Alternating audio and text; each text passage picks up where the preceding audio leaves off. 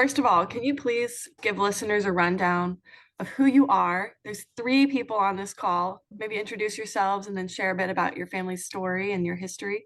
Well, I'm Gary Miller, and I am actually a plumber as well as a farmer. But I spent a lot of my early life working on my uncle's farm, discovered that I really like sheep.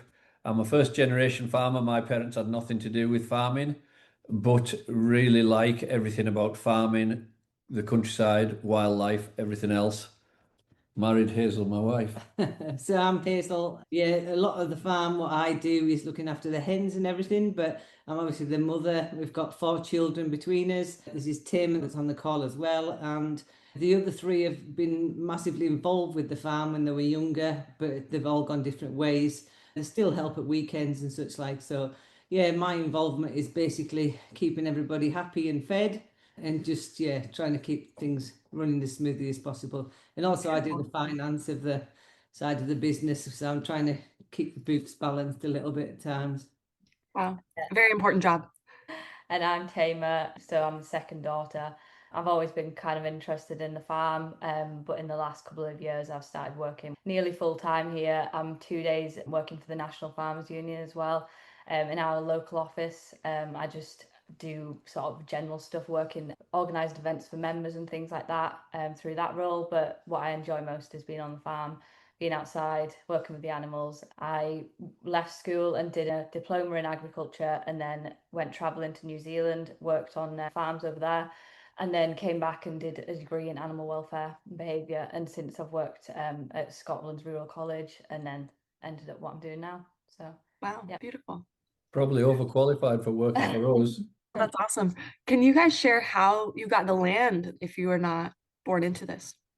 Yeah, well, my parents weren't farmers just like Gary's, but my grandparents were farmers. They were on a tenanted farm from 1960 to 1980, but the owners of the farm basically wanted them off the farm. So they offered them 50 acres of land. This is at Watermillock, 4 miles from us, if they would leave the farm early. So they got that at a really reasonable price. So they bought that. They came back to Penruddock and they sort of lived off the rent of that farm and pensions as they got older and everything. But when the schemes were changing, how many years ago was that? 2002, we took over his Yeah, grandfather's that land. land. So we'd rented some ground off them, which maybe sounds a bit crazy because it was their ground, but it was their income that they were living off. So we had to rent the ground to set off with. And then when the schemes changed, and sadly we'd lost my granddad, my grandmother then signed the land over to us. As I say, my parents, they weren't into farming. They had worked on the farm when they were younger and, had involvement, but they didn't want to farm. My dad had a wagon and he drove a wagon up and down the roads when I was younger. And then mum actually and dad bought milk rounds. So my youth was spent jumping out of cars, dropping bottles of milk off at people's doorsteps and stuff like that. So they didn't wow. produce the milk, but they delivered it to the customers. So that's sort of how we got some of the land. So we were really lucky we inherited that 50 acres, and there was a couple of fields because originally Grandad was from Penruddock, which is where we live now. And he bought a couple of little fields while he actually lived in the village before he went to that farm that was a tenanted farm. So we got them fields as well, but we've also bought fields over the last. Yeah, it's a funny thing. We couldn't afford to buy a farm because farms are so expensive. So we started off and we had about 18 acres, 15 or 18 acres, which was Hazel's grandfather's. That was in the 90s. Our house that we're in here now was built in the field next to Hazel's grandfather's house. And we never really classed until our children were going to school, we didn't class ourselves as living on a farm. We had a house and we had some fields and we had some animals, but it wasn't like full-time farming. But as the kids grew up and they had friends or anything, they'd say, well, do you live on a farm? And these lot said yes. And until that point we hadn't really classed it as a farm, but now it's still a little bit disjointed, our farm, because we only have about 4 fields, 5 fields that are joined onto our house and our buildings. Mhm. All of the other fields we have to go across a road. There's the A66, which is a main road through Cumbria, and we've got land on both sides of the A66. So and then we've got the 50 acres, which is 4 miles away, that was on Hazel's grandfather's, the farm that he was tenanted to. So it's a little bit split up. There was a farm for sale 2 years ago close to us. It was 120 acres. The house was derelict. The buildings were all falling down. There was next to no fences on any of the fields. It was 120 acres, like I say, and it was over £1 million. Yeah. So for us to get, we can't do that. But what we could do was, if there was a field came up for sale next door, 2002, we bought 2 fields that was right next door, which is where we have the hen shed now. We paid £27,500 for them. Mm. We bought some on the other side of the main road, which was £40,000. Just little bits and pieces whenever we could buy it. We've kind of stretched ourselves to try to build the farm business up. That's pretty crazy. It's an unfortunate story around the world that farmland is becoming more and more expensive for sure. I think big farmers have the means, the ability, and also the financial backing behind them to be able to buy land if it comes up for sale next door. And small farmers or people like us that are just trying to get into it, it's really quite difficult to get a foot on the ladder and get started. Yeah. But we keep doing it for Yeah. some reason. Beautiful. So what is it that you farm? What do you do? It all started with sheep. When me and Hazel met with each other, we were actually in the same year at school, went to Ullswater High School.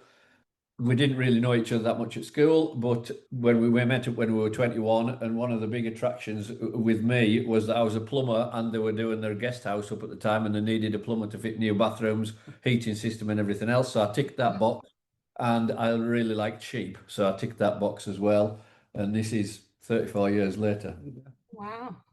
So you met while you were plumbing their home? No, we were out in the local town, but it wasn't long after that I was doing the plumbing work in At the there. time, I was in business with my parents, and they still had the milk rounds. But my brother was a chef, and I'd got involved in. We bought a little restaurant and guest house, so we were starting to do that up. It was a little bit run down, needed work, and went out on a night out with my friends and met Gary that night. So it was a bit weird. It wasn't long after that we actually, I had a few sheep of my own because my mother and father had a small field where they used to live. So I kept sheep part-time at my uncle's farm and part-time at the little field that I had where I lived. Hazel's mother had a handful of sheep just round here on the couple of fields that they had. And it wasn't long before we went and bought some sheep, mixed the flocks together, and it was sort of since so what then. we've got now is So that would be the early 90s, 92, 93, when we would sort of buy a few more sheep and start running things together. And we've kind of built it up over the years. Sheep farming is it isn't the main income because sheep farming doesn't make as much. The prices are really good at the moment, but what it costs to keep sheep and your return from it isn't really huge. The hen shed selling free range eggs is the main income on the farm. Which we have 6,000 free range laying hens, and then we've got 300 300 breeding sheep. Yeah, and then we've got about 30 head of cattle. Yeah, which have just gone into cattle a bit more these last few years with the more native breeds of the Rigget Galloways, belted Galloways that sort of look after themselves, stay outside. We have one Jersey milk cow that's for our own milk, which is very time consuming, but it's dried up at the moment actually, but it's good for the tours as well. If we have people come on farm and they can see us milking the cow, it's quite a nice thing, and I love the Jerseys as well. So I've worked a lot of dairy farms, so it's nice to have one of our own. No, that's so cool. pigs. Yeah, we've got how many pigs have we got? Because they go through the farm shop, so we have different numbers at different times. But what will there be at the moment? About 20? Yeah, 20. So nice. And then we've got 11 sheepdogs and 5 horses, a few goats, a miniature pony, all sort of collections of things because farm tours as well. So yeah, definitely. You have to with the tours. Yeah, so just to give you a little bit of a story on what's happened with all that lot, we now own 100 acres of our own, although it isn't all paid for. We rent another 150 acres off local landowners and a retired farmer that we rent some off. So it's still quite a small farm. A few years ago, we had borrowed money to buy land when the egg price was good. and then the egg price kind of crashed. There's bird flu, avian influenza is a big worry. The supermarkets have such a hold. There was an oversupply of eggs, and the egg price crashed, and we were quite short of money. I was still doing 3 days a week doing plumbing work because that was a regular income. Yeah. We actually had more sheep at the time, and like 450 sheep that we were lambing, and slightly less cattle. But we needed to do something because we were short of money to cover our bills each month. And Hazel said we need to. It was either me go back to plumbing work, which would have meant we would have to downsize everything on the farm because you couldn't fit it all in. So Hazel came up with some ideas. One was a farm shop that we sell our own produce to the farm shop. So it's all our own animals, which is beef, lamb, although we don't actually sell it as lamb. We keep it till it's older. So it's like 18 months, 2 years old. Yeah. We sell pork through the shop, free range eggs through the shop, and sometimes honey, because that's the other thing that we didn't say about. I've got 10 colonies of bees as well. So when we've got honey, we sell that through the farm shop as well. That was our first sort of diversification. The second thing was I do a sheepdog demonstration throughout the summer on a Thursday night for an hour. It's a touristy area in the Lake District, and that makes it a little bit of income. And we started doing farm tours for the general public, for people to come. We did Open Farm Sunday, where we had about 75 local people came onto the farm to see kind of what we do. It went from there. It didn't really do much the first year, but the second year we had an American travel company get in touch with us, and we've done for the last, have we done 3? Yeah, we've done 3 years between 40 and 50 tours each year, which is Amazing. which is kind of like they call it a day in the life. So they come on farm, see what we do, have a tour around, I would see our philosophy on nature-friendly farming, all that sort of stuff. Have a bite of lunch in the house, which is our own produce, and then we do a sheepdog demonstration to finish the tour off. And it makes a lot more money than actually farming does. Yeah. No, that's amazing. That sounds really incredible. It's all down to Hazel. I didn't used to like talking to people. Yeah.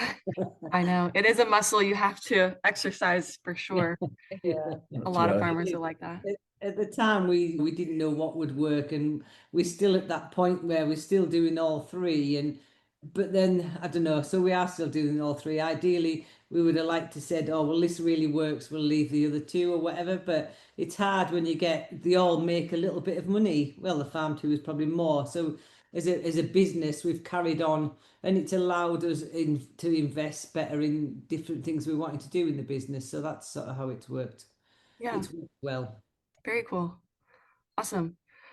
You guys have a lot of things going on. How on earth do you juggle all of that? What does a day in the life look like for your family? Well, different times of year, different things, but we're always out checking the stock. I've got the eggs to pack every day, so obviously 5,500 eggs to pack by hand every day. They do come down a conveyor belt. Yeah. But yeah, and then we've obviously got at the moment there's like things to feed with hay outside because we've not really got any grass left at the moment, and trying to save the land for the spring. So some of the sheep are in the shed, so they're obviously to bed up and feed with hay and stuff as well every day. And then obviously different times of year there's a lot going on in the summer with dozing sheep and shearing and all dipping, all those type of things. So yeah, At the moment we're putting a shed up as well because we've got a grant for water quality, to keep clean and dirty water not running off the farm.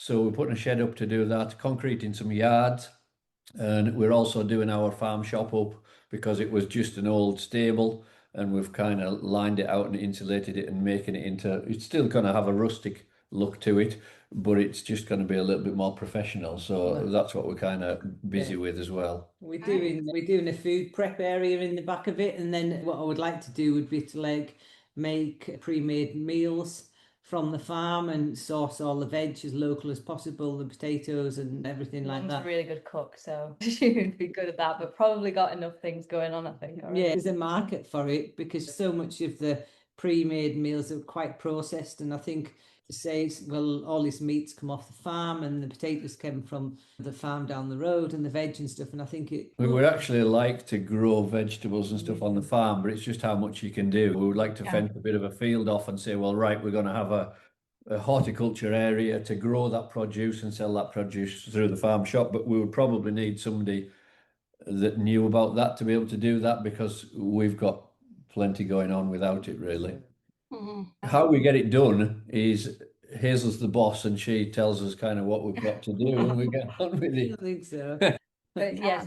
when the two of us are on, it's quite hard to juggle everything and get the other jobs done. But maybe while they're doing a tour, I'll be doing the other jobs on the farm or whatever. So we kind of have to make it work, whatever, whether it's working late or starting early or whatever. Yeah, the starting early bit I struggle with. I'm not the best person. I'm definitely not the early morning person. I'm more of the Yeah. night owl. We tend to work. I'm more than a morning person. Yeah, I go out and work after supper on an evening. If it's a late night, I often just work till it gets dark. Yeah. But I'm not quite as good in the morning. I don't get up just as it gets light or anything. Yeah, we don't jump out of bed and go, yippee! I think a lot of people think farmers are up like before the sun, like really, really early, but a lot of us are out really late because that's much better for us. Yeah, exactly. Yeah. So, how do you navigate working with family every day? That sounds tough. Yeah. There's quite Yeah, a it few can arguments be. at times. Yeah. There can be. It's probably a little bit of us, we expect, we don't see what we've got to do as being a big job, because when we first started, and you only had 25 sheep and 2 sheepdogs and a couple of horses, it wasn't a lot, so we always had it that, our youngest child at the time was the one that fed the dogs. As a general rule, the children got chores to do and they would help with things. So as the older children, as they got older, they would help us with something outside. And the youngest child ended up feeding the dogs, but always sort of getting a job done. But if we have to do a list for some, if we go away for a day or a weekend or something, if we have to write a list for everything that's to do, it's a big list. But for Yeah. our children and ourselves, you don't really see it as a big list, because you just say, well, that's what you do every day, and you just get on with it. Yeah. The thing where it falls down is if somebody's ill in the household, everyone else falls out with that person, because that we've got to do the jobs of the person that's ill, It doesn't happen very often. it doesn't That happen you're ill very enough often. not to work. That's Yeah. right. Fresh air does you good, so that's the But I think attitude. it's always going to be challenging working with family, but I think you've got that thing of you just say whatever you think, you get it out. We sometimes might have a screaming match out in the yard, but once it's said, it's done, we move on, and that's it. At least we can get it out and move on. Whereas sometimes people you're not as well acquainted with, it might rumble on as as a grievance, whereas we just Even some have it out and families, move on. even some families will keep quiet about something, and that's not us. If there's something to say, it'll be said. We'll sort it out, and get on with things. Yeah. Definitely not easy working, and especially because we've sort of built the business up. And it's not that we're saying our ways are the right ways, because that isn't right. We've learned by doing so many things wrong, financially wrong, and that's a big learning curve that you learn by. But it's sometimes hard if the kids come up with maybe something that we think that's not going to work, or we feel like that's not going to work. That can be a bit of a challenge for us, because you know what I mean, we've lost money over things like that before, and you don't want to do it again. But then Yeah. You've also got to give your children a little bit of responsibility. It's quite hard, but I always thought it was fantastic when the kids went to school and they came home and told you something that you didn't know yourself. They'd learnt something, and you've got to accept that when Tamer's got a degree in animal welfare and behaviour. She knows stuff that we don't know. She knows all the science and the research behind things. And if she comes up with ideas, we do have to sort of try that out to a certain extent. We don't always totally agree, but unless you give your children, that's how we learned, by doing it ourselves. So you've kind of got to give your children that chance. Yeah, true. Super cool. Before we move on, you guys had kind of mentioned, Tamer, you had mentioned your time in New Zealand. Are you more involved than the rest of your siblings, or how has your journey all funneled into what you're doing every day? Yeah, so I don't know. I think, like as Dad said, we obviously all helped out when we were younger, and I used to think sometimes, God, like this isn't always much fun. Obviously, the rain, the cold, working hours, all that kind of thing. And to be honest, it probably maybe has put my siblings off that kind of thing, the lifestyle of being busy all the time and and not making an awful lot of money out of it. But I think I've just got that sort of passion about farming. I think I don't really think I realised that I had that until I went and worked other jobs and things. And it's not till you kind of do that and you go, oh, this just isn't fulfilling like working on a farm is. Yeah. You know, and having that purpose that the animals need you. And it's also the thing of, you know, if you I've worked on other farms and things, and it's like I still enjoy it, but it's not the same because you're not seeing that animal from birth to all the way through to, you know, whether it's a cow and has this calf this year and that calf that next year. Its whole life that you get to witness that and sort of reap the reward of seeing that. Whereas when it's somebody else's cow and it's somebody else's decision what happens to it and how they look after it and stuff, it's not as rewarding as having your own and stuff. And I think that's why I enjoy working at home so much. But yeah, I think it's just a combination of the things that I like being outside and like the animals and ended up being quite passionate about it. And the same the ethos that my parents have with the farm, you know, farming with nature and all that kind of thing. It sort of aligns with how I see things as well. Tim is Yeah. fantastic in that she's really good at recognizing the sheep. She knows most of our sheep. Most of our sheep are white-faced sheep. You know, they might have speckles on the faces and stuff, but they do look fairly similar. But Tim is really good. You know, she can tell you, well, this one had two lambs last year and it was in that field, or you know, and it sort of gives you know life history. You know, and Wow. that is you only get that with being around them a lot. You know, and you know part of it. When I started, I got three sheep as 3 weeks' wages when I was working on my uncle's farm when I was 16 years old. And I'd never really owned animals before. You know, my mother and father had a dog and a cat, and the cat was kind of classed as my cat, which, but you know, do you really own a cat? You know, they're quite independent. Yeah. Whereas the sheep, it was amazing when I first got sheep because I just thought it was great to own sheep and you know the breeding, you know the decision which ram you put with them, tup, whatever. It Mhm. was all you know it was within my control, you know, and I just it's a connection to food production, but it's also a connection to the land and history, you know, shepherding and all that sort of stuff, and it's kind of in you. I don't know. It's really hard to explain, Yeah. but it's kind of in you. And I think Tamer's got it more in her than our other children. You know, Mhm. Kyle, our youngest, he's an apprentice plumber, but he's kind of realised that you can finish work at 5 o'clock at night and forget about it. It is nice. Yeah, whereas with farming, you know, and he's really good. There's been odd things that we've done over the last few weeks, and he'll come out and help. It'll be after work and whatever, or on a weekend. But I don't think he wants it full time. Mhm. Very cool. So you guys keep saying nature-friendly farming. That's kind of a term that is really like a UK term. We definitely call it different things here. Can you give like your definition of nature-friendly farming on your operation? Yeah, I was really into bird watching and wildlife and moths and trees and all sorts of things when I was a kid. It wasn't really cool, you know, to like all them sort of things. As I was a bit older, working on a farm and having sheep, you know, I worked in the construction industry. It wasn't really cool to like farming and sheep, and it's just something that we've always done. We didn't want to farm in a way that was going to, you know, be negative to the environment. You know, I don't really like labels of nature friendly farming or regenerative agriculture or whatever because it puts you as if you've got to fit into a box, Right. and we don't really fit into a box. You know, a lot of what we're doing is um, you know, it's centuries old. You Yeah. know, we don't use fertilizer. You know, we did use a little bit of fertilizer in the past, but not much. But I'm also a fly fisherman, and I've seen the state of the rivers and how much they've got enriched with nitrogen and phosphate and everything else, and the pollution.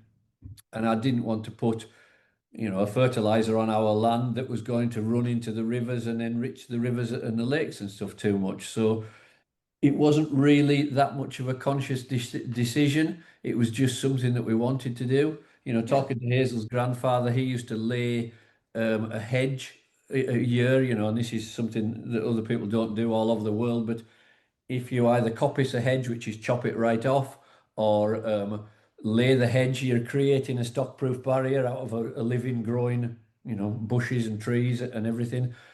And that's gone on for years and years. It's fantastic for the wildlife, and we just wanted to do that. So we've planted lots of trees on the farm. We don't use chemical sprays. We Trees, is it that we're planting? we've planted over 17,000 trees on our 100 acres in the past, well, since 2002. It hasn't reduced. A lot of people say, well, if you're planting loads of trees and you're going down that nature-friendly route, you're going to knock the production. Well, I think our sheep flock is actually more productive than it was in the past. We're farming, we are grazing the livestock in a different way. It's mob grazing and moving them around a lot more than we used to. We didn't set stock anything in the past. They did get moved, but maybe just between two fields, whereas now we'll rest 9 or 10 fields, and they'll be in one, and they'll go around them and come back to the start. So all of that sort of stuff. We have changed it a little bit, but it was kind of what we were. It was our approach, to look after nature at the same time as farming, and it always has been, really. Yeah.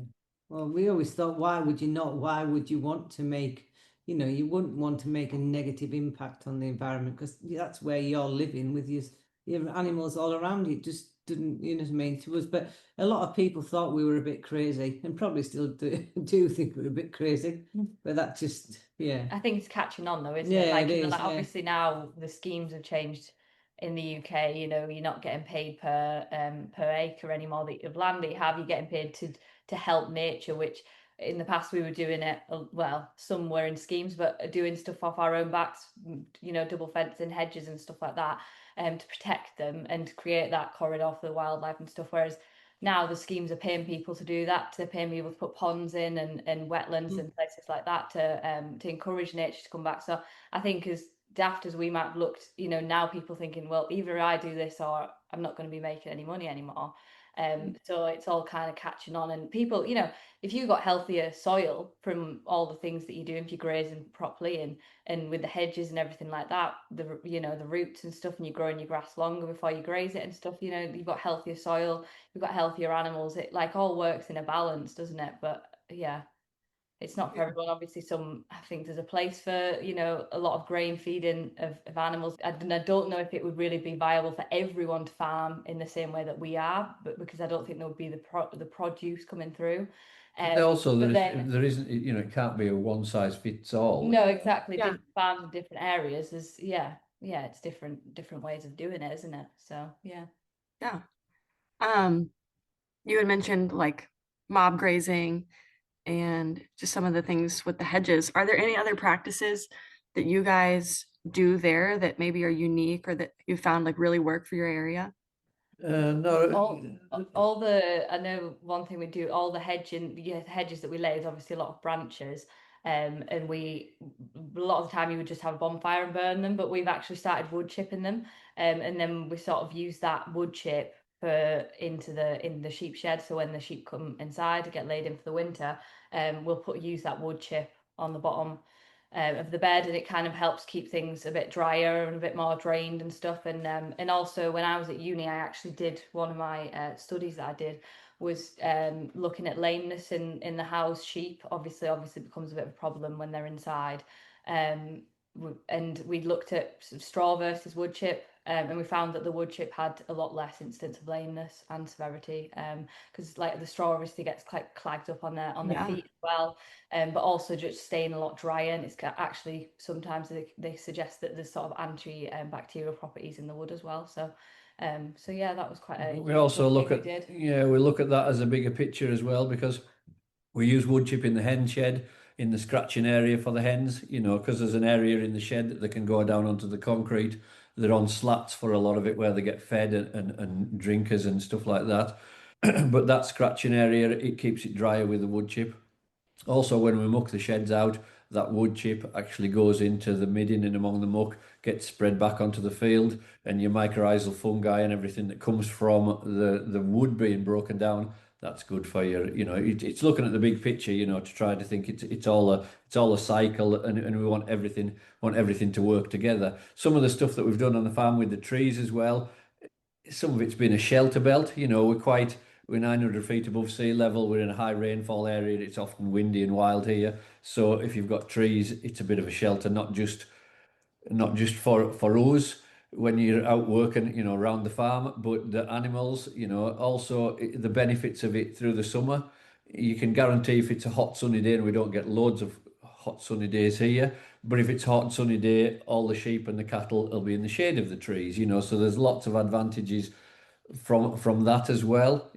I don't think we did plough and reseed a couple of fields in the past because we thought it was a good way to go to get some new seed varieties in and faster growing ryegrass and stuff like that.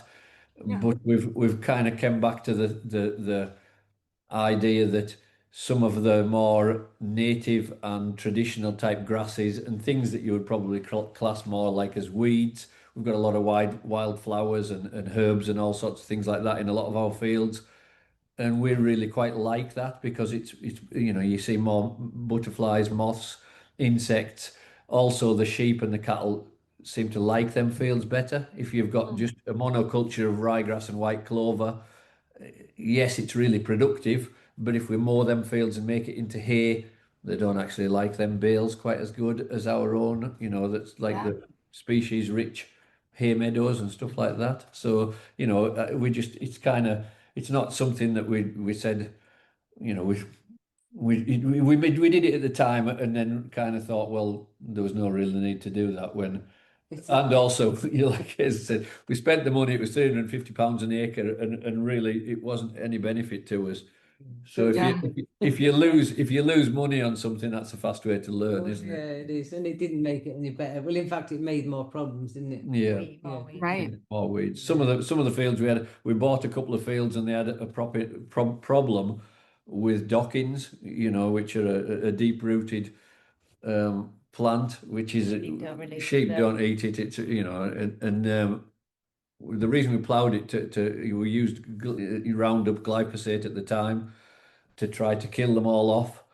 Well, 2 years after we'd ploughed it, we had a bigger docking problem than we had before, you know, so Yeah. It really 10, 15 years ago. yeah, 15 years ago at least. Yeah, so we don't do things like that anymore. Yeah, when I first started my farm, in the US, we have in every state, there's like an extension agent, which is someone who is supposed to be the expert on farming, who you can ask any questions and they give you recommendations. And they recommended for one of our pastures for us to like spray it with Roundup and just plant like one or two species. And I didn't at the time because it was very expensive, and I didn't have the money. And I'm so grateful. I always remember that I'm so grateful because I've now learned that we have like native prairie grasses that are going extinct that they wanted me to just plow over and kill like indefinitely. And they didn't stop to think about those things. And our animals love them and they've brought those pastures back to life. Like, That's right. just fascinating that a lot of times what someone else is doing or what the recommended thing is, like it just may not work or it really may not be best practice, like honestly. Yeah, that's right. And some of them, you know, some of the people, they're being advised by the first fertilizer manufacturers, that are being advised by the seed manufacturers, you know, all of that Big sort of stuff. money behind all these things, isn't there? There's not big money behind, you know, like having those old meadows and stuff like that. There's nobody making Yeah. money having those. So, you know, you can see where it comes from. You know? Yes. Yeah, definitely. Yeah, there's no money behind keeping the grasses that have been there for thousands of years. Like, Yeah. they don't need any help. Yeah. Yeah. No, that's so true. You guys do a lot with your dogs, your herding dogs, your working dogs. That's something I think a lot of listeners won't know much about.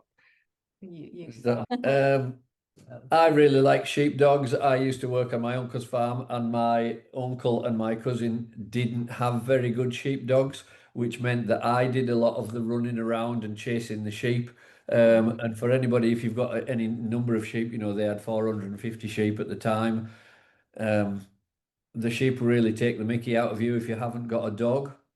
Chasing them around with a quad bike or something like that, or try and entice them into an area with a bag of cake, grain feed or anything.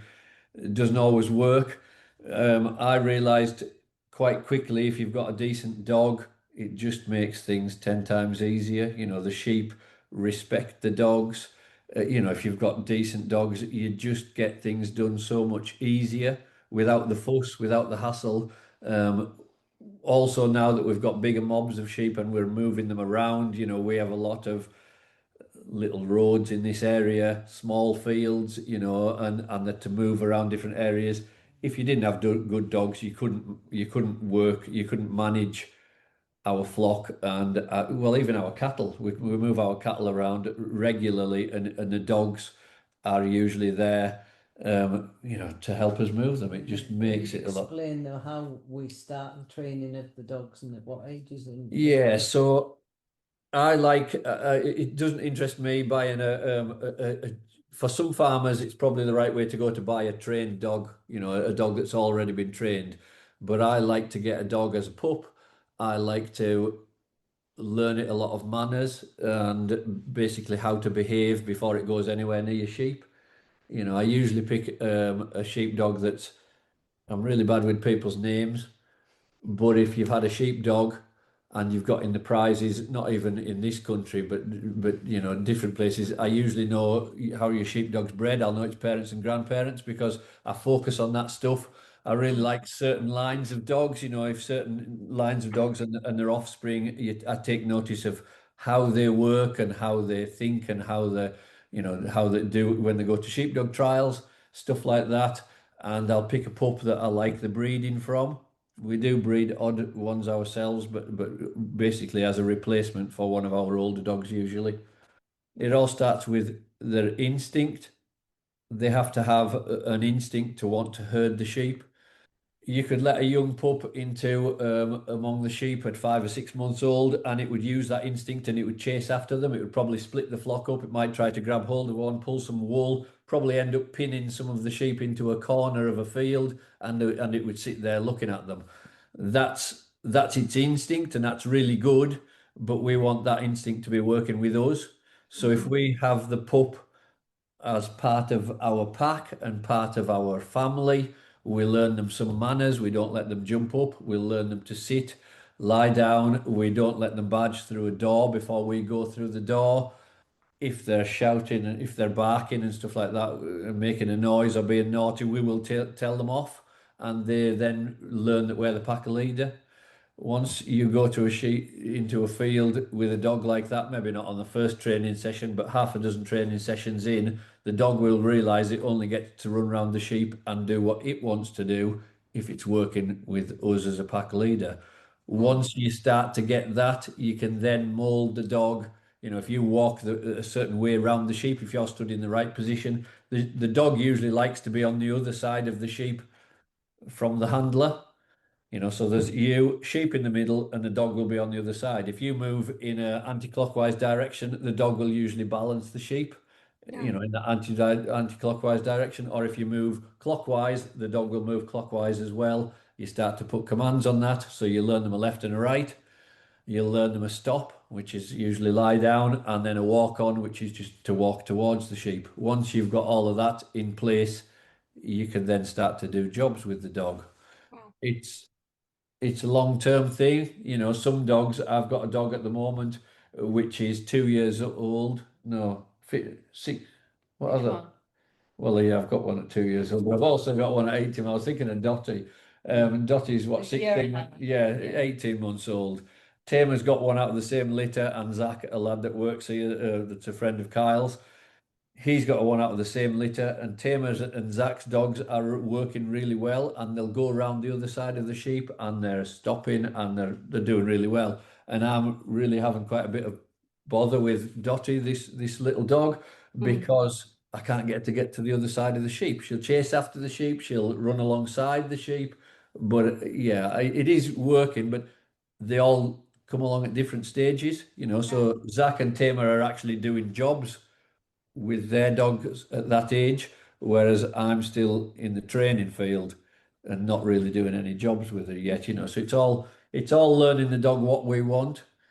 Once the dog knows what we want, they'll just do it every time. You know, dogs, as the general rule, don't do something to be naughty. They'll do something wrong if we haven't trained them properly. If you've trained them properly and they know what you want, they'll usually do it right. Like I know for anybody else in the world, you know, they don't handle sheep. They do to a certain extent. There's lots of other countries now that have border collies that do, you know, sheep work. But in this country, there has been a lot of moving sheep around, you know, right from 300 or 400 years ago, where they were droving, you know, they were moving cattle and sheep from upland areas to lowland areas. They were moving them. A lot of the roads in this country were drovers' routes, where they would move great numbers of sheep on foot over miles and miles. You know, you think of big cattle drives as being in the US, where you were moving cattle over big distances. Well, it was actually happening in this country, you know, before it was happening in America. There was a sheep drive that used to drive sheep from Caithness in the north of Scotland, and they drove them right down the country, right down the A1 into Smithfield Market in the middle of London, which was over 700 miles, you know, and that was 350 years ago. Collie, the word collie in Gaelic is useful, you know, so a collie dog, you know, it's translated to a useful dog. If you've got a useful dog, it's helping you, you know, and that's what we needed with dogs. So, but also on the fells in the Lake District, you know, the mountains, the Highlands in Scotland, Wales, a lot of the upland areas in the UK, it's unfenced, you know, and the sheep are hefted. In this area in Cumbria, we call it heaft. You know, they're bred on a certain area and they stay in that area. But if you're going to gather them sheep up, they don't always want to come down to be sheared or to be dipped or to wean the lambs or whatever. You know, For sure. you couldn't do it. You know, even quad bikes or motorbikes, you can't get to some of the areas on the fells. Whereas your dogs, you know, your dogs can gather them all up, and it makes it easy.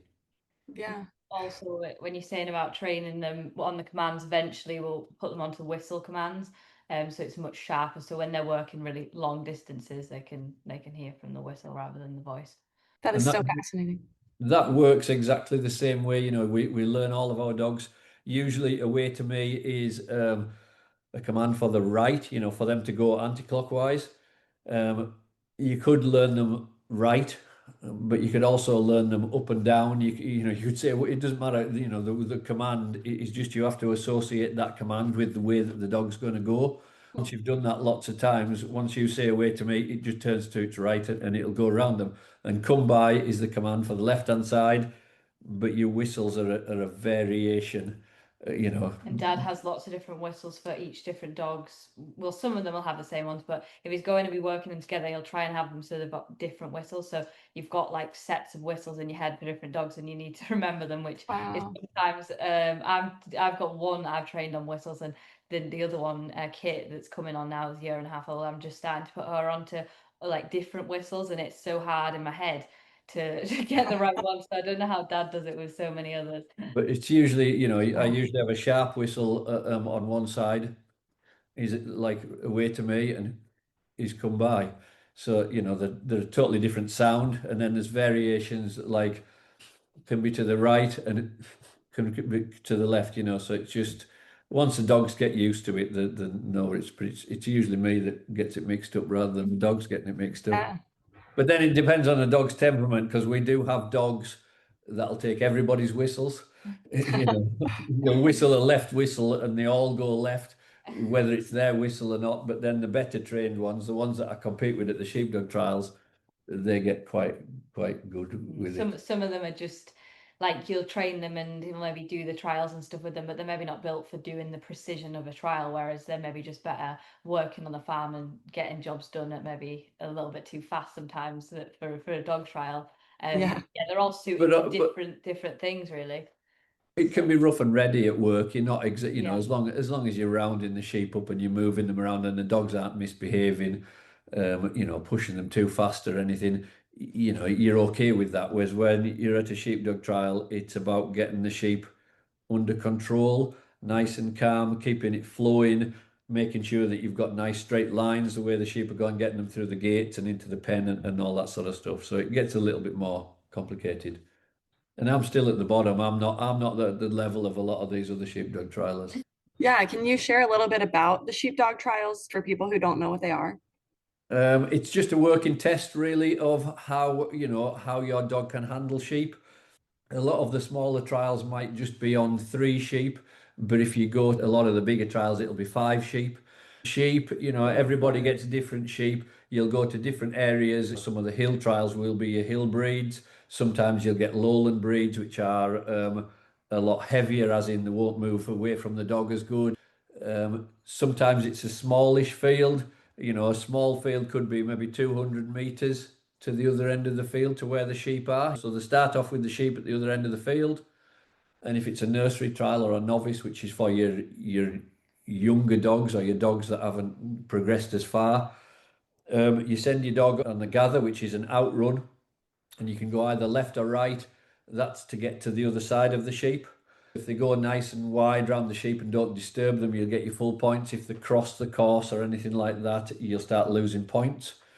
The lift is what comes next, and that's once the dog is at the other side of the sheep. When they start moving the sheep towards you, it wants to be quiet and controlled. If you have a dog that just runs up the other end of the field and chases the sheep, you're never going to get a good controlled run after that, because the sheep have been upset. So you want your dog to move them quietly, but in a controlled manner. Sheep are really good at working out if a dog has a weakness, or if they don't like the dog because it's just chasing them. Whereas a dog that is confident and has authority, the sheep won't challenge that, and they'll behave themselves around the course. Right.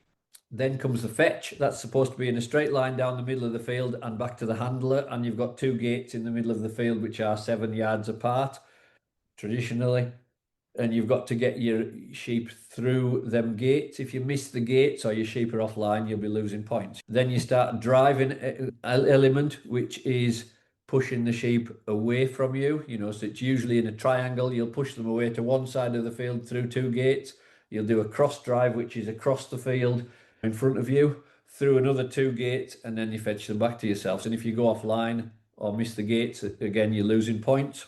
Once you get them back to yourself, there's a small pen, and you have to be able to put them in a pen. If it is a bigger trial, you might have a shed, and the shed is splitting 2 sheep off, and a single after you would shed them first, split 2 sheep off to show that your dog can sort the sheep in the field.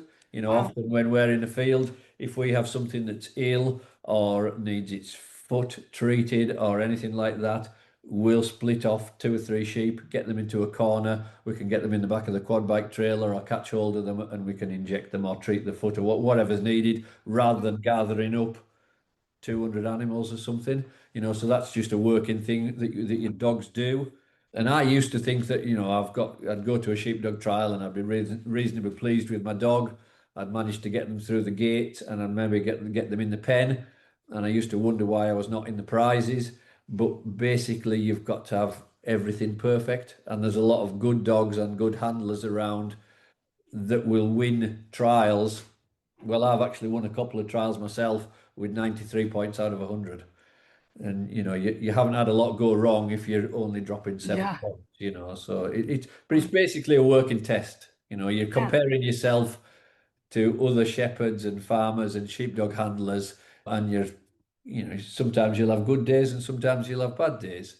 Yeah, that sounds pretty fun. Yeah, if you come off the field and you're happy with your dog, that's the main thing, I think. Definitely. So is that just a way to connect with other people who have sheepdogs, or is it a historical, cultural thing, or is it for prize winnings? Because you're so busy. Why do you continue to choose to go? Because I love dogs and I love competing with them, and that bond that you get, with the dog and working with sheep and stuff, it's quite an achievement to train the dog and then take to work and it's successful at work, but to take it to a trial and be successful, it's like a real achievement of what you've kind of produced as well. Although I'm not very competitive, and every time that I've gone, it's not gone very well. But I can see why Dad loves it so much for that. But yeah, it's a great leveler, because you could have a fantastic, you could go to a trial and have a fantastic run, and you might win the trial, and the next week you could go to the same place with the same dog, and you could be last. Because the sheep misbehave, and some of it can be luck, but other times the dog feels different. When you think about it, what other thing do you do on any other hobby, pastime, sport. There's nothing, you're controlling up to 5 animals with another animal and you're just whistling at it, and that it's just such a, it's amazing. I like nothing better than working two dogs together. They call it brace running, where you have two dogs together, and to see two dogs working sheep around a field effectively, it's like poetry in motion. It's fantastic. Mm, I love that bond with the Yeah, dogs. but about friendship, we've met loads of people. Oh yes, yes. And there's always a little bit of competition between people, but yes, a lot of like-minded people that do it, and historically as well, well, it's the people. first sheepdog trials were running about the 1890s. Our Longshore, which is one of the biggest ones down in Derbyshire, that started in 1898. And to go and compete at a sheepdog trial that has been running that long on that field, yeah, it's that's cool. it's heritage, it's history. I actually won the brace competition at Longshore a few years ago, and my name is on the trophy alongside lots of other sheepdog handlers that I never thought that I would be as good as, and things like that. It's not for the prize. Yes, it's for winning a prize.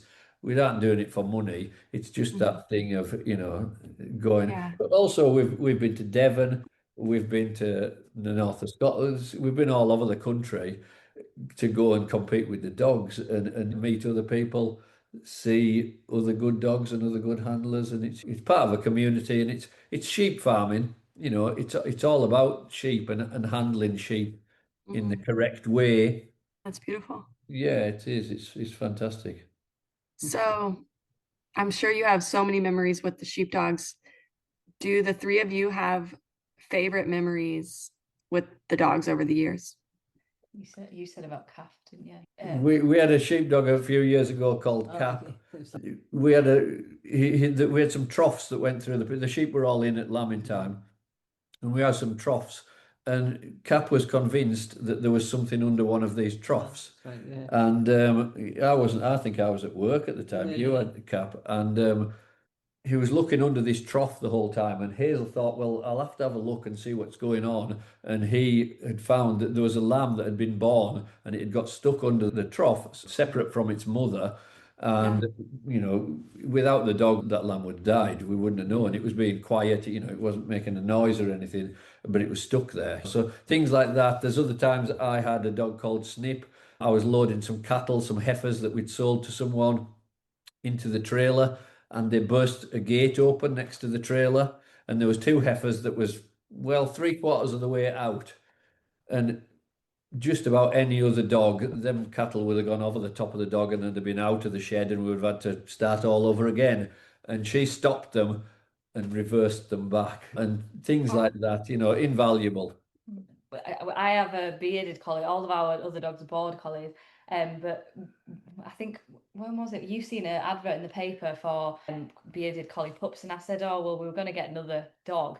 And Dad said, oh, we'll have a beardie. So we got Kelsey, and that was as my dog. But bearded collies are a little bit more unruly to train, and she was always quite a handful, even as a puppy. She was always been one for barking and misbehaving and stuff, and really hard to train. Dad helped me train her, but that was obviously my first dog. I did actually end up taking her to a dog trial locally, and there's a couple of times we went to trials and it went wrong, but there was one day that she did actually get them round the course, and she got them in the pen, and everyone clapped, and I was really pleased with her, because not many people actually and also, like, bearded collies aren't traditional dog for your dog trials, and that was sort of a proud moment for me that we got them in the pen.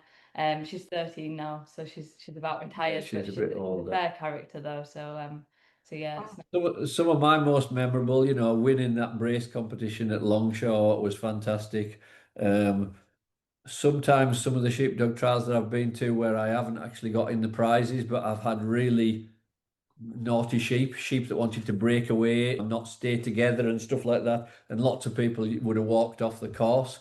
But my dogs, I'm really proud that even if the sheep are misbehaving, my dogs can handle them. And I had a really good run at a local sheepdog trial where one sheep just wanted to take off the whole time, and I kept putting it back together with the others, and I thought, oh well, I'll just get them down the field to me and then I'll walk off.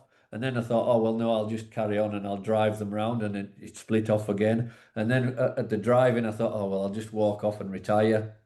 And then I thought, no, well, I'll just carry on. So then I penned them, and and then when it come to and I shedded and I completed, and everybody when I came off the field said that was fantastic. You know, for my dog to have handled them in that way when they were being so naughty, Yeah. uh, you know, and not win any prizes from it, but for other people to see and say, well, your dog did fantastic there. You know, that's really really quite proud of them with things like that. Yeah. Wow, those are some amazing stories. Would you say that you've seen changes over the years in the UK of how people value working dogs? Is it becoming more popular, or is it a practice that's fading away? It's changing. It definitely is changing a lot. We don't have the big estates and the big numbers of sheep on the fells and the upland areas the same. So there isn't the full-time shepherds. You know, nowadays a shepherd would kind of be expected to look after 1,000 ewes. Like for anyone else in the world, that's ewes, but in Cumbria we call them ewes, female sheep. Mm. So if there's a shepherd that looks after 1,000, they don't have time to do stuff the same. In the past, they used to take the sheep up to the higher ground for the summer months. Different farms, they would actually move. Some sheep would be moved around just about every day. You know, you'd move them up the fell in the morning and you'd bring them down the fell and have them overnight somewhere else. And it isn't really like that now. The sheep kind of look after themselves out on the fells because it's not really worth paying a shepherd to do all that sort of stuff with them. So now we've got different kinds of dogs. There isn't as many of them that work away by themselves, maybe even up to a mile away from the handler. You know, they could just gather some sheep up and they'll just move them along and bring them into the pens and stuff with very little commands. Mm. Nowadays, because it's more orientated towards the trials, the dogs don't think for themselves the same. They're a little bit more robotic. Yeah. It's a whistle every time. I really like to see a dog that does it for itself. You know, if you put a dog on a line, if it's fetching them down the fetch, in New Zealand, I think they do this. They call it a silent gather, where they send the dog out with one command, and it has to gather the sheep up and bring them back to the handler without any more commands. Yeah, wow. Uh, whereas in this country, you're commanding them more. So if they're not quite online, you'll give your dog a little whistle to get them. The trials, But that comes from the trials to try to Mm. keep them straight lines, and that maybe takes a little bit away from the dogs thinking for themselves. I think the top dogs probably not. You know, the ones that are winning at the national and the international and the world trials and stuff like that, they are probably the type of dogs like your old dogs that can do that. You know, I've never really seen a fantastic trial dog that wouldn't be a fantastic work dog.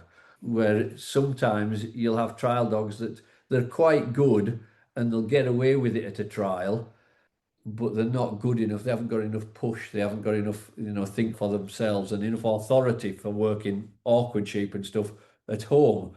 It's that thing that if you always go to a trial on a weekend and it is flighty sheep in quite a small field, you need a dog that is gentle with the sheep and works further away from them. So that's a lot of the dogs that kind of get bred these days. You know, we're breeding a dog that is a little bit less authority, you Yeah. know, more gentle, and then relies on the handler to command them more, you know, whereas in the past, we had stronger types of dogs and dogs that would think for themselves, Bearded collies. like bearded collies to a certain extent. But it's also as well, you know, with less shepherds, we've got more people that are, and I'm not getting at anybody else, you know, in the sheepdog world or anything else. If you do it as a hobby and you don't own your own sheep, Hmm. to be able to go and compete at sheepdog trials, you're doing a fantastic thing. You're managing to train your dog, probably with the help of going somewhere where somebody's got some sheep and stuff, but it isn't your full-time job, you know. Right. And I think I would want to do that if I didn't have the sheep and the work for the dogs. I would still like to do that, but some of them dogs, they'll struggle to get to that top level because they need more sheep work, they need more farm work. It's also for the Yeah. handler to have, you know, if you've got more experience yourself because you're out there every day, you've got to have that little bit of an advantage over somebody that's just doing it on a night and a weekend. So, it's changing from that. There's still some very good dogs around, some fantastic dogs around. The level of competition, it's brilliant, really. But we are maybe breeding dogs that rely on that command, and really sharp dogs. Sometimes dogs that are really sharp and fantastic when they're under a year old look really good. And we have a lot of sheepdog sales and stuff in this country. Them dogs are making really high prices. But in the long run, I don't think they're maybe the best dogs. I think some of your dogs that might take a little bit longer to train, they might be a bit too boisterous and unruly, or you need to build the confidence up some of them as well. So, some of them that maybe aren't quite as confident, by the time you get them to 3 or 4 years old, they might make a better dog than some of these ones that look fantastic when they're under a year old. But Yeah. it's really complicated. You're not just thinking about working ability, you're thinking about the dog's temperament. How can it take the pressure of you controlling it? How can it take the pressure of being at a trial where there's loads of other vehicles there, there's loads of other dogs, there's loads of other people watching, there might be a crowd of spectators that are clapping and stuff like that, and not all dogs handle that as good. It's such a lot about the dog's temperament and Yeah. its personality as well as its working ability. Right. I know the question was kind of about what's changing with working dogs. What about farming in general in your area? And I'd love to finish off with the question of what are you guys dreaming up, envisioning for the future of farming in the UK with the changes that you're seeing? What are you the most passionate about protecting and seeing happen for farming? I think probably that there is still going to be plenty of farms in the UK. I think lately it has seemed like a lot of farms being bought for solar, for planting trees, for all these other things, which are important in the scheme of things. But I think it's important that our government and in people in this country know that farming's important here, and like traditionally the heritage of the landscape and all that stuff. But also like being connected to the food system, and that's obviously a big part of what we're trying to do with the tours and stuff, and the Instagram page that I have, trying to educate people and see a little bit more of where the food's coming from, and having that respect for the food, and maybe wanting to pay more for it, knowing what's in the stuff you're eating for health reasons, and for the environment as well. Yeah, I think that's something that I hopefully in policy and everything else gets stays the focus of the policy and stuff like that, to protect the landscape and keep us farming, and, Yeah. and the farming can go with nature like we are doing, and hopefully other people can continue to do that as well. We only produce 50% of the food that we eat in this country.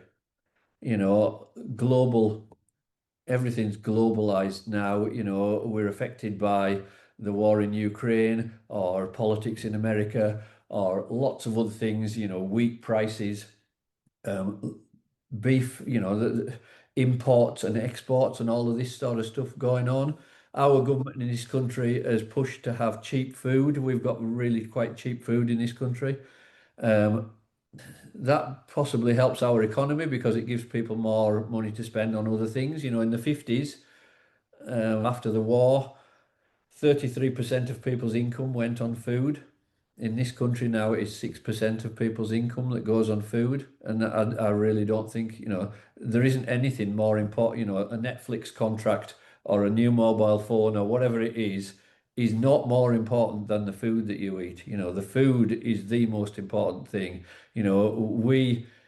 It's really quite unpredictable with everything that's going on in the world at the moment. And I think our government needs to focus more on, they're trying to get rid of a lot of the sheep off the Lake District fells.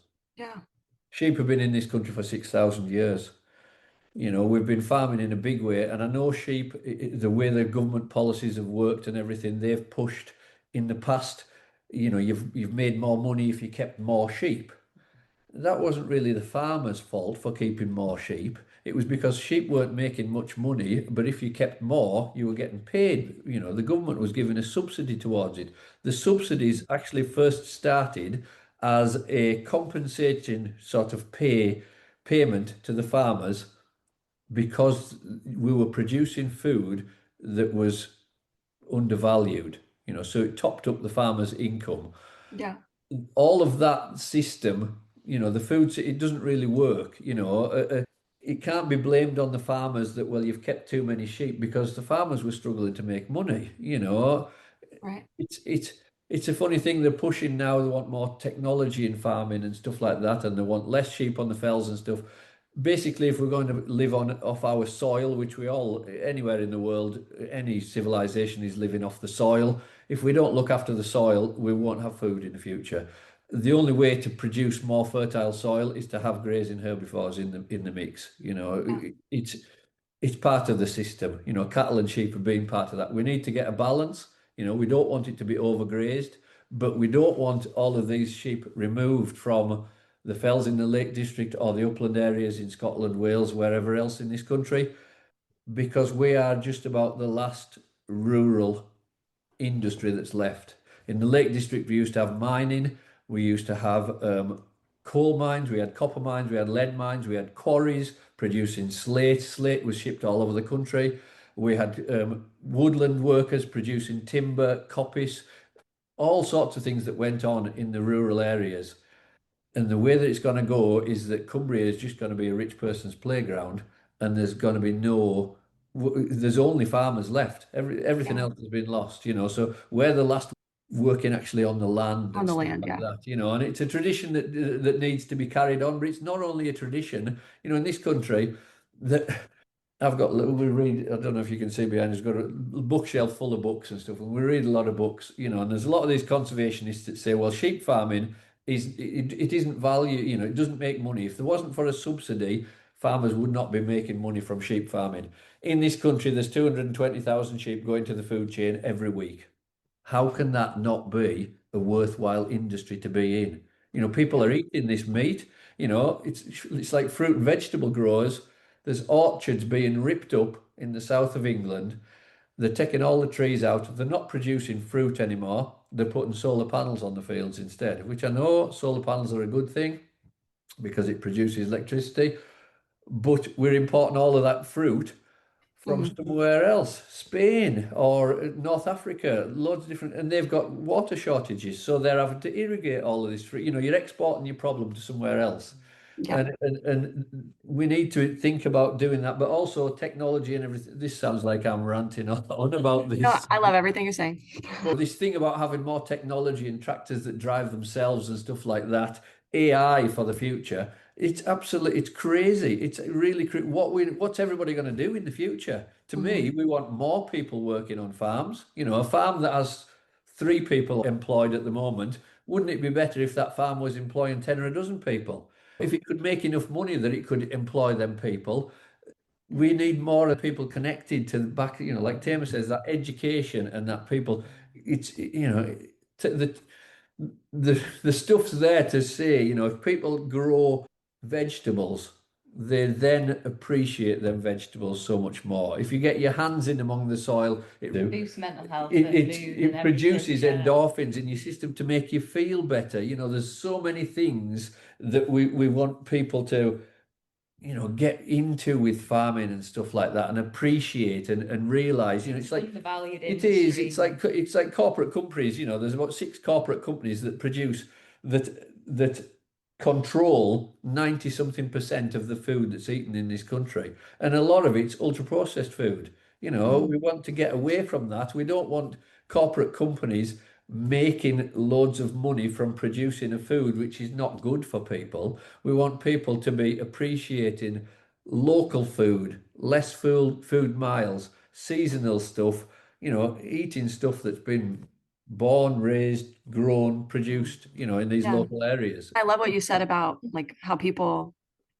should really value spending more money on food, because it is what fuels you from day to day. Those processed foods are not going to fuel your life or your quality of life the same as the most nutritious, nutrient dense food that might have been grown down the road. Yeah. People do need to reconnect with that reality. Yeah. Not only is it more nutrient dense, but you're supporting a local economy. Every time that you go and spend money, you're making a choice. If you make a choice, do you want to put that money into a big corporate company that's going to pay their bosses a load more dividends or bonuses or whatever? Or do you want that money to go to, and not just us, lots of others, but do you want it to go to a local farm that cares about the environment, cares about the animals, cares about the local community, about the soil, all sorts of things. If you spend money at a small farm like that, you're helping us, individual people rather than just a company. It stays in that community. And if their people are paying more for food, they're less likely to waste food. That is one thing I'm really passionate about, is like tackling food waste. It's people throw stuff away. If you can buy something so cheap, like the fruit and vegetables in this country that are so cheap, and like, isn't it at Christmas about 60% of it goes in the bin or something ridiculous like that? And you just think that that is such a massive issue. And there's enough food to go around if people didn't waste it. So if they're willing to pay more and less likely to waste it, it's all a benefit as well, isn't it? Yeah. Hazel, what about you? Do you have anything, any inputs? I knew these two have covered everything, but yeah, we're passionate about, especially we have some school kids that come on the farm and getting them to understand the food system. People go get chicken nuggets, they have not got a connection what a chicken is really.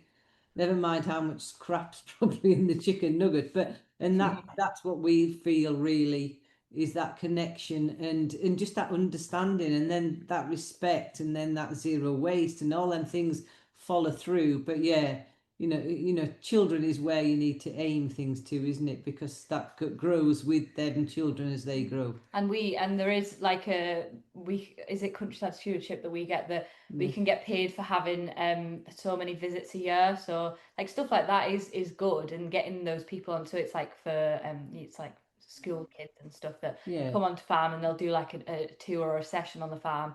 And we do like get subsidised from the government for that. So stuff like that, like for the future, it's really beneficial if you can or encourage other farmers to do that sort of thing, and get people. I think that's a massive stepping stone for children if they've had an experience on a farm, as a career choice, like they consider it more. Whereas if they've had nothing to do with a farm, they wouldn't consider that as a career path. And there is so many jobs in agriculture. Like, yes, it is underfunded, and you don't get paid well for the produce, but hopefully in the future that'll change. But if the only thing we got from that was the fact that children liked the animals, like they could get so much more, couldn't they? They could learn that animal is producing eggs, or it's going to be meat, or it produces milk, or whatever. But on a basic level, if they actually like the animal, because there's lots of children that never get to interact with animals, and just like it might be, like Tamer says, in the future they might want to actually come and work in agriculture.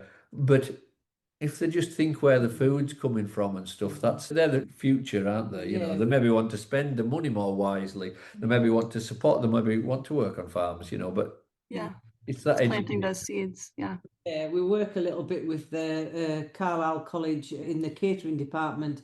Young people going to be chefs, and they've been on the farm a couple of times, and we've got a pig that's going to pig in a few weeks, and we're going to allocate a piglet to them, and we'll do a life story of it to them and interact, and then probably it'll eventually go to slaughter, and then they'll make a meal out of it. That's what's up. And I think that's such a good connection, because we'll do a weekly video of that piglet. They'll come and probably see it on farm as well, and we thought that was quite a good idea to try and do. Wow. Yeah, those are all great ideas. Is there anything we haven't covered that you guys would want to chat about? Yeah, no, I think we've talked about a lot. Sorry, it's maybe been a bit disjointed, but yeah, I think we've covered most things. I think it's beautiful. Perfect. I really like birds and insects and all sorts of things. We went to a meeting. Tamer said that you'd been at Neil Heseltine's. Yeah. And we went to a meeting. We actually, our bull we bought off Neil. But we went to a meeting with him, and different of people, like Neil said, you need to have time away from the farm to then think about the farm in a different way. If you slog away at work and stuff like that, wildlife and nature, somebody else said to me, and this is probably been my philosophy, notice the little things. Every day I go out, there was birds singing in the trees, and I know what most of the birds are, but if I don't know what they are, I put the Merlin bird app on my phone, and I'll know what birds are singing.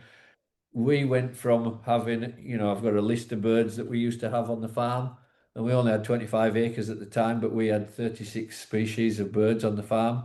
and we're up to 74 species of birds that we have on the farm now. We haven't really changed that much round. We haven't done that much different. Yes, we graze it slightly different. We're a lot less inputs as fertilizer and feeding animals grain and things like that. But just doing them things and realizing that it does make such a big difference to wildlife. It doesn't take much. Yeah. Leave wildlife a little bit of space and it'll fill that space, and little things like that makes your life more complete.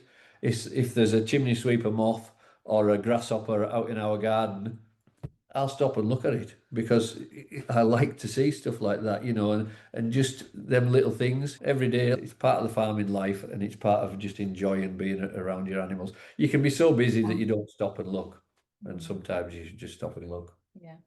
I think that's an amazing way to finish up, but I did want to ask, you guys did say the word dipping or dip multiple times, and I know people are not going to know what you meant. Can you just quickly clear that up for people who have no idea what you were talking about?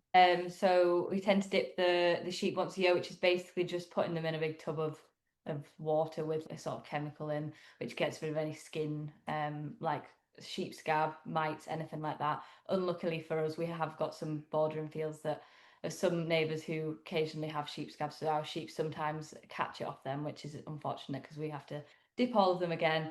But yeah, instead of giving them an injection that's like a long acting what do you call it, insecticide, it's kind of better for the environment and for the sheep. It's horrible for 2 minutes going in the tub, but it's over fast and it just treats all the It's like a skin big issues. bath.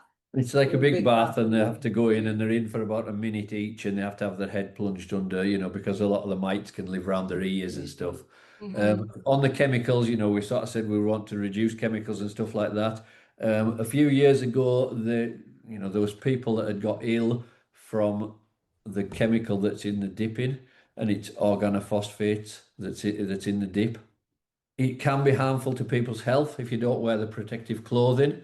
It's not really harmful to the sheep, but it is very effective at killing sheep scab, lice, and mite. And it is less harmful to the environment than a lot of other chemicals. A few years ago, they brought out a chemical called cymethrin, which was a pour-on that you just poured down the back. You can also, the injectable that Tamer was on about is ivermectin. And ivermectin is overused so much and is really bad for dung beetles and aquatic life.